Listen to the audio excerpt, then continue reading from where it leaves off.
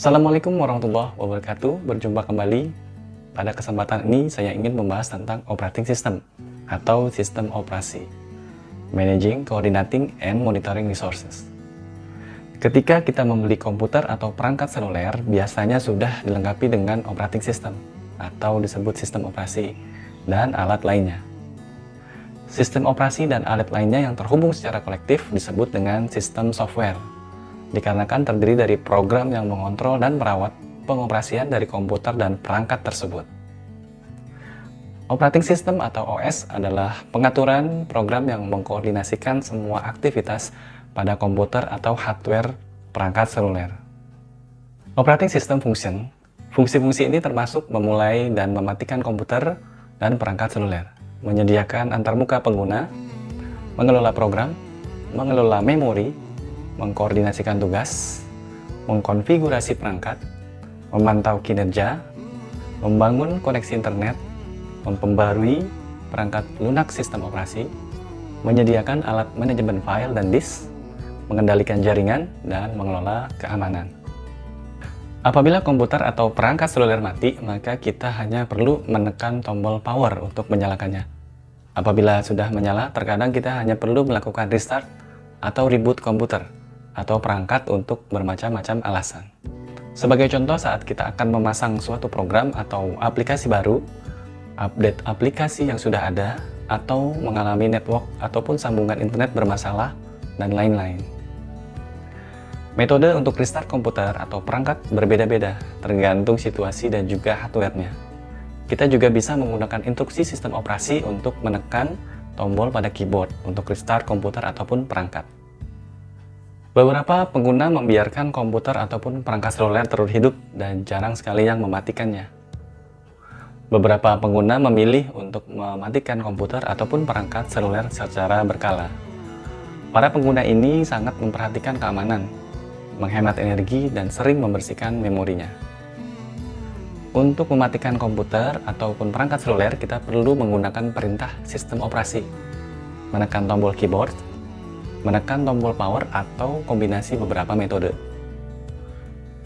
Opsi daya termasuk mematikan atau power off komputer atau perangkat seluler adalah menempatkannya pada sleep mode atau mode tidur, atau menempatkannya pada mode hibernasi. Baik mode tidur ataupun hibernasi adalah menghemat waktu saat melanjutkan pekerjaan pada komputer ataupun perangkat. Kita berinteraksi dengan sistem operasi melalui user interface ataupun UI. User interface mengontrol bagaimana kita memasukkan data dan instruksi dan bagaimana informasi ditampilkan pada layar. Ada dua tipe user interface sistem operasi, yaitu grafis dan baris perintah atau command line. Dengan grafik user interface, kita dapat berinteraksi dengan menu dan gambar visual dengan menyentuh, menunjuk, mengetuk, ataupun mengklik tombol dan objek lain untuk memberikan perintah. Pada command line interface, pengguna mengetikkan perintah yang dipresentasikan dengan kata kunci atau singkatan atau menekan special key pada keyboard untuk memasukkan data dan instruksi. System Operation User Interface sering menggunakan kombinasi teknik ini untuk menentukan bagaimana pengguna berinteraksi dengan komputer ataupun perangkat seluler. Bagaimana sistem operasi menangani program secara langsung mempengaruhi produktivitas pengguna. Sistem operasi bisa single tasking atau multitasking. Single tasking memungkinkan hanya satu program atau aplikasi yang bekerja pada suatu waktu. Tetapi multitasking memungkinkan lebih dari satu program ataupun aplikasi, dan hal tersebut juga akan berdampak pada penggunaan memori yang bersamaan.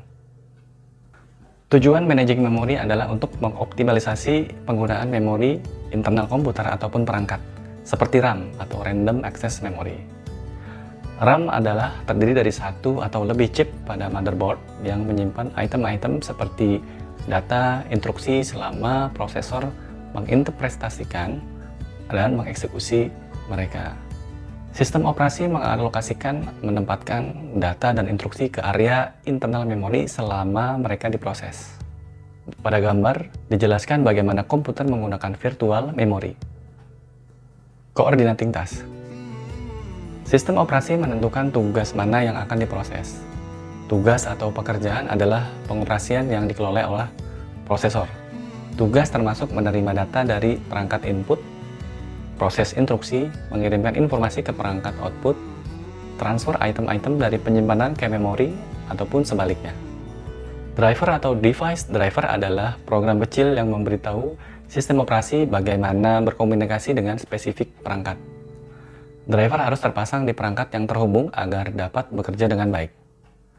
Beberapa tipe sistem operasi dilengkapi dengan performance monitor yang menilai dan melaporkan informasi tentang beragam sumber komputer dan perangkat. Sebagai contoh dapat memonitor prosesor, driver, network, dan penggunaan memori.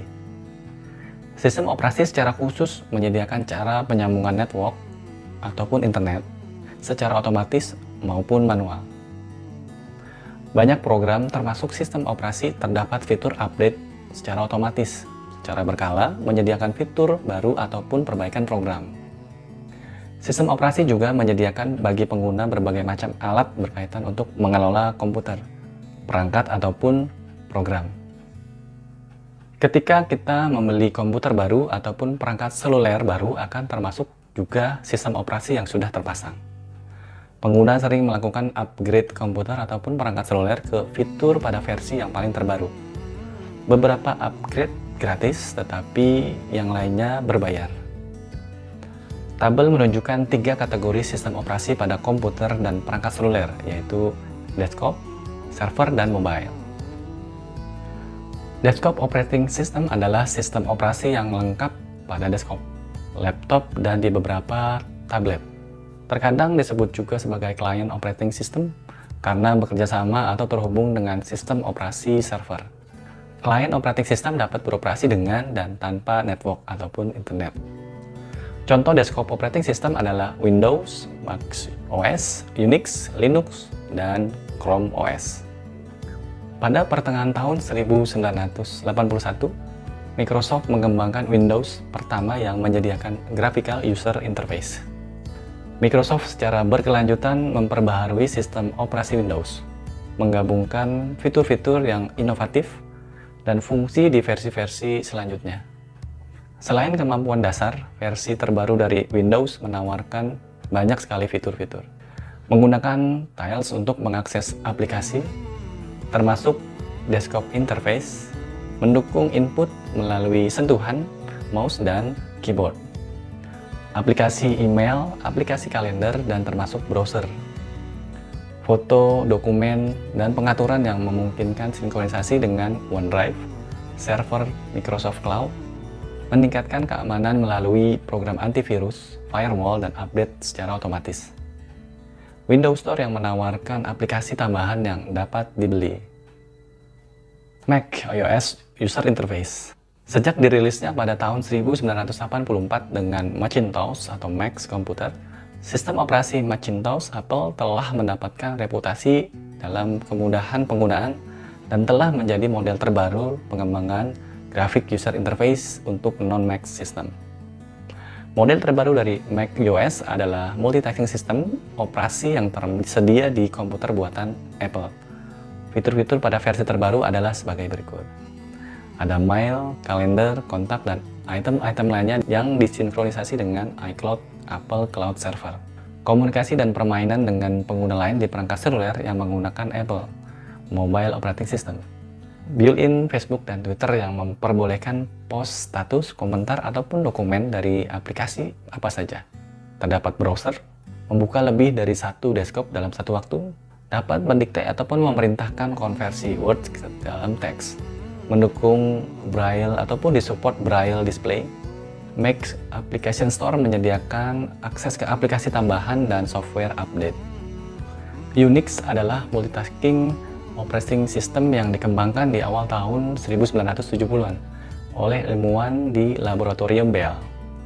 Unix diimplementasikan di beberapa tipe komputer pada tahun sejak 1980-an. Beberapa versi Unix mempunyai command line interface, dan kebanyakannya lagi versi Unix menawarkan graphical user interfaces. Linux diperkenalkan pada tahun 1991, sangat populer sebagai multitasking Unix-based operating system.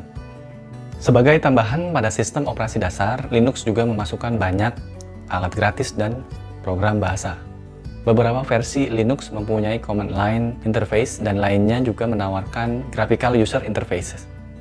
Chrome OS atau Chrome Operating System diperkenalkan oleh Google. Adalah Linux-based operating system yang dirancang untuk bekerja terutama dengan aplikasi web. Aplikasi tersedia melalui Chrome Web Store dan data tersimpan di Google Drive. Aplikasi yang terpasang di komputer adalah Chrome Browser, Media Player, dan juga File Manager. Laptop khusus yang menjalankan Chrome OS disebut Chromebooks, dan desktop khusus yang menjalankan Chrome OS disebut Chromebox. Chromebooks dan Chromebox memakai SSD sebagai penyimpanan internal.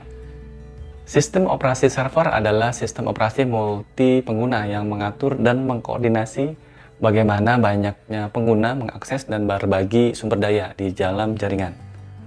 Komputer klien pada jaringan bergantung pada server untuk mengakses sumber daya. Contoh sistem operasi server adalah Windows Server, Mac Operating System Server, Unix, dan juga Linux. Mobile Operating System, sistem operasi pada perangkat seluler dan banyak consumer elektronik yang berada di firmware. Sistem operasi seluler yang terpopuler adalah Android, iOS, dan Windows. Android adalah open source, Linux-based mobile operating system dirancang oleh Google untuk smartphone dan juga tablet. iOS, nama sebenarnya adalah iPhone Operating System, dikembangkan oleh Apple secara paten dirancang khusus untuk perangkat seluler Apple. Windows edisi seluler dikembangkan oleh Microsoft yang secara paten digunakan oleh beberapa smartphone. Pada modul ini kita telah membahas fungsi umum pada sebagian besar sistem operasi, menghidupkan dan mematikan komputer dan perangkat seluler, kemudian user interface, mengelola program, mengelola memori, koordinasi tugas, konfigurasi perangkat, monitoring performance, membangun sambungan internet, memperbaharui software system operation, penyedia file, mengontrol network, dan juga presentasi berbagai varian sistem operasi desktop, sistem operasi server, dan sistem operasi seluler. Semoga bermanfaat dan terima kasih telah menonton video ini. Assalamualaikum warahmatullahi wabarakatuh.